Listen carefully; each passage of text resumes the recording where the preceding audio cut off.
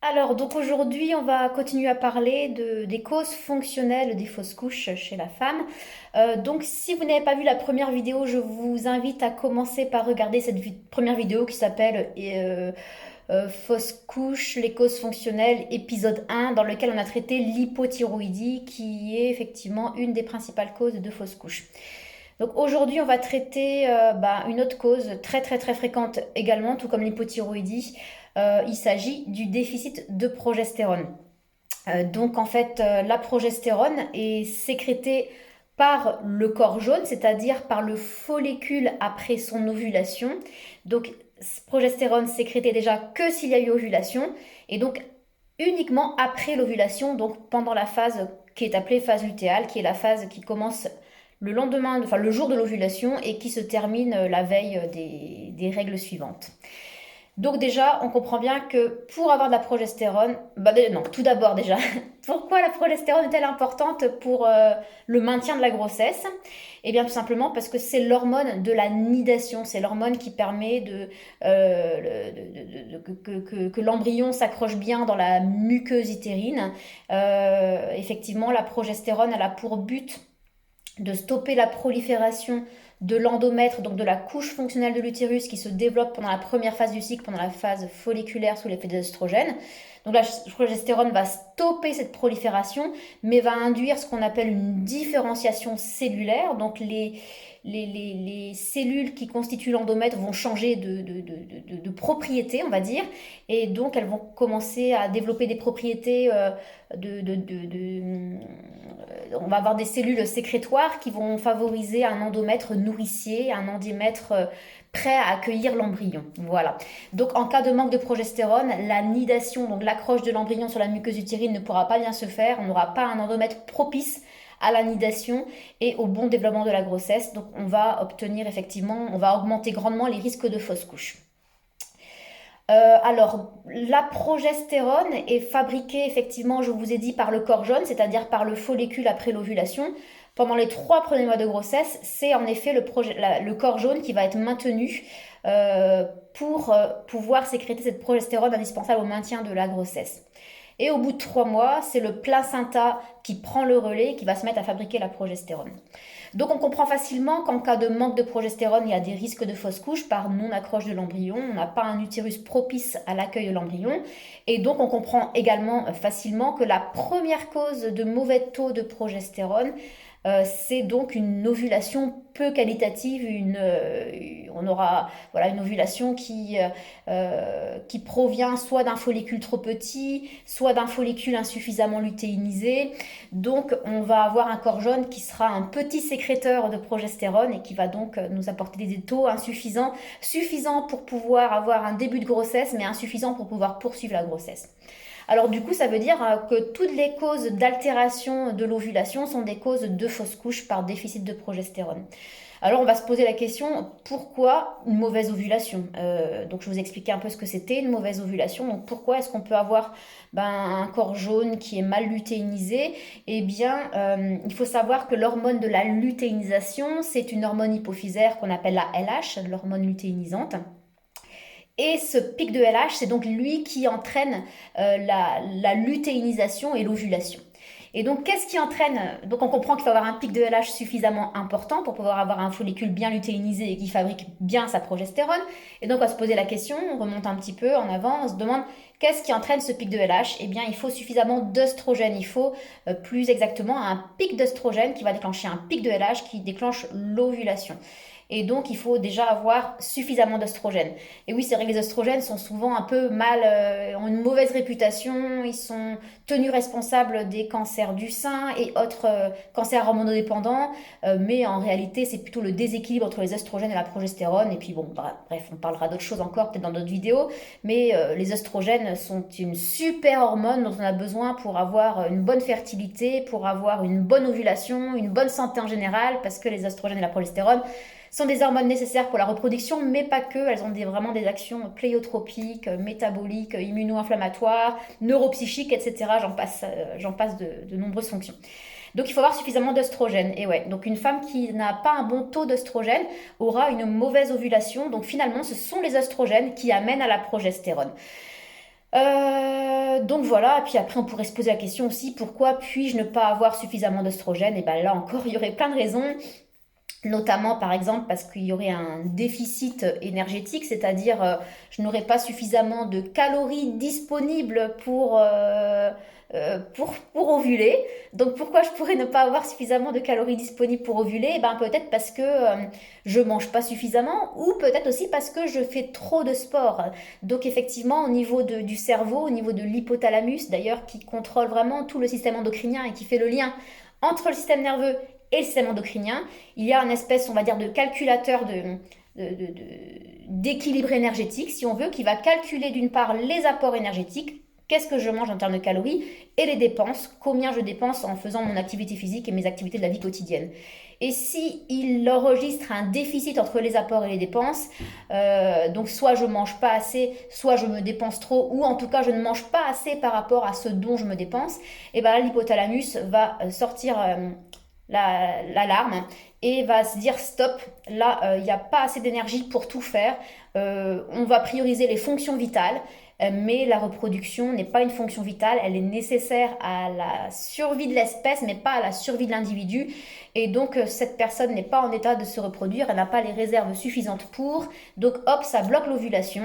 Du coup, en abaissant les hormones hypophysaires qu'on appelle LH nécessaires à l'ovulation et FSH nécessaires à la maturation des follicules. Donc ça, c'est ce qui se passe dans la première phase du cycle, du premier jour des règles jusqu'à l'ovulation.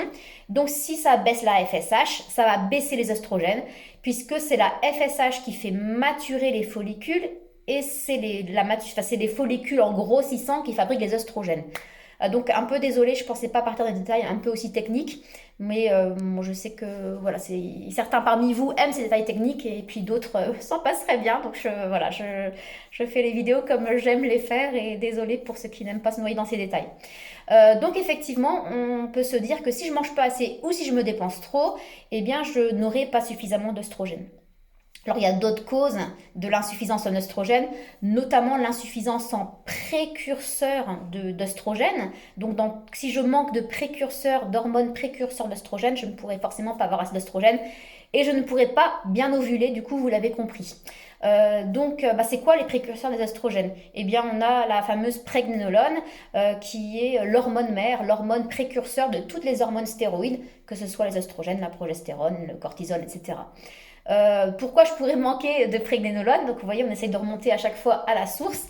Eh bien, la prégnénolone, il faut savoir qu'elle est fabriquée dans nos chaudières énergétiques au niveau des mitochondries. Donc si j'ai des mitochondries dysfonctionnelles, non performantes, on comprend facilement que je ne pourrais pas avoir suffisamment de prégnénolone.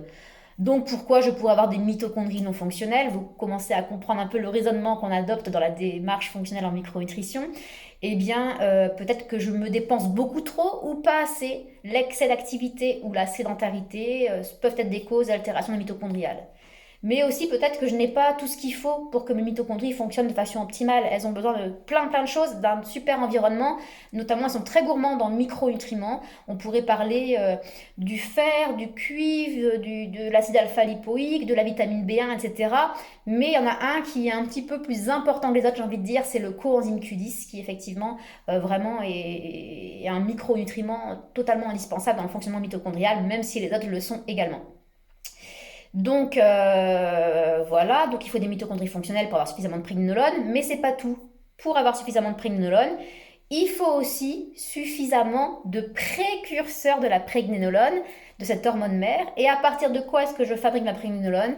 Eh bien, à partir du cholestérol. Donc voilà, encore une fois, cette molécule victime d'un délit de sale gueule, le cholestérol. On va le présenter comme une molécule vraiment indispensable à mon bien-être physique et psychique. Et effectivement, si j'ai pas de cholestérol, ou pas suffisamment bien sûr, parce qu'on a tous du cholestérol, mais si je n'ai pas suffisamment de cholestérol, on comprend facilement qu'on ne pourra pas avoir toutes les hormones stéroïdes qui sont synthétisées à partir de cette formidable molécule qu'est le cholestérol. Donc pas de cholestérol, pas de prégnénolone, pas d'œstrogène, pas d'œstrogène, pas de LH, pas de LH, pas d'ovulation, pas d'ovulation, pas de progestérone, et ben fausse couche. Bon, déjà, s'il n'y a pas eu d'ovulation, il ne peut pas y avoir de grossesse déjà, donc bref. Donc on peut bien sûr avoir différentes nuances, on peut avoir juste une insuffisance de progestérone par mauvaise ovulation, il peut y avoir du coup une ovulation qui a permis quand même la grossesse, mais une ovulation trop peu qualitative qui ne permet pas une quantité de progestérone suffisante pour permettre de maintenir la grossesse. Hein. Bien sûr, s'il n'y a pas d'ovulation, il n'y a pas de grossesse, vous m'avez bien compris. Et puis donc encore, qu'est-ce qui peut me manquer pour la prégnolone? C'est les hormones thyroïdiennes qui sont également indispensables à la stéroïdogénèse, notamment à la synthèse de prégnolone. Donc si j'ai une hypothyroïdie, je vous renvoie à la vidéo précédente, potentiellement je ne pourrais avoir, je peux avoir une insuffisance de prégnolone. Et donc vous voyez, on a encore un élément causal. Donc la démarche en micronutrition consiste à rechercher le responsable de cette dysovulation et à la prendre en charge. Alors je ne suis pas exhaustive parce que j'aurais pu vous parler aussi du stress. Un stress, surtout en phase folliculaire, peut perturber l'ovulation ou même complètement l'anéantir. Je pense que vous, les femmes qui m'écoutez, avez tous vécu, peut-être sans vous en apercevoir, un gros coup de stress et vous avez remarqué que peut-être que vos règles sont arrivées plus tard que prévu. Ou si vous savez vous observer, vous avez peut-être vu qu'effectivement ça a perturbé votre phase fertile. Donc voilà, du coup, on peut y avoir plein d'autres choses qui perturbent l'ovulation, comme l'hyperandrogénie, comme l'excès de prolactine, les dysthyroïdies, on l'a dit. Mais je ne vais pas être exhaustive, c'est pas le but de ces vidéos. Alors après, on peut avoir éventuellement suffisamment de progestérone, mais résister à cette progestérone. Et donc notamment, c'est le cas lorsque l'on manque quand on a un terrain inflammatoire. L'inflammation va rendre nos récepteurs à la progestérone résistants à la progestérone. Donc c'est également intéressant de le savoir et de l'optimiser si nécessaire. Donc voilà, alors qu'est-ce qu'on aura comme clinique quand on manque de progestérone? Quand est-ce qu'on va le suspecter? Eh bien on aura une clinique classique de l'hyperoestrogénie, puisqu'effectivement les deux hormones travaillent un peu en équilibre, j'allais dire en compétition, mais non, elles sont synergiques, donc elles s'opposent dans leurs actions, mais elles sont synergiques. Donc une clinique de manque de progestérone va mimer une clinique d'hyperoestrogénie. Donc classiquement, on aura en période prémenstruelle avant les règles des seins douloureux qui vont gonfler, parfois de la rétention d'eau, parfois des maux de tête. On peut être plus fatigué, on peut avoir des règles douloureuses, des règles abondantes, etc. Donc dans toutes ces situations, il faudra s'interroger, est-ce qu'il n'y a pas un excès d'œstrogène et ou un défaut de progestérone? En l'occurrence, là, ici, le sujet qui nous intéresse, c'est le défaut de progestérone. Et donc après en micronutrition, on va disposer de différentes astuces. On a des plantes progestatifs qui peuvent être données donc dans la phase lutéale. Donc il faut encore savoir quand est-ce qu'on ovule. Donc pour ça, il faut savoir s'observer par des méthodes d'observation des cycles. Et donc on peut aller par exemple par des gâtilliers, alchimie. Je ne vais pas développer, c'est pas le but des vidéos.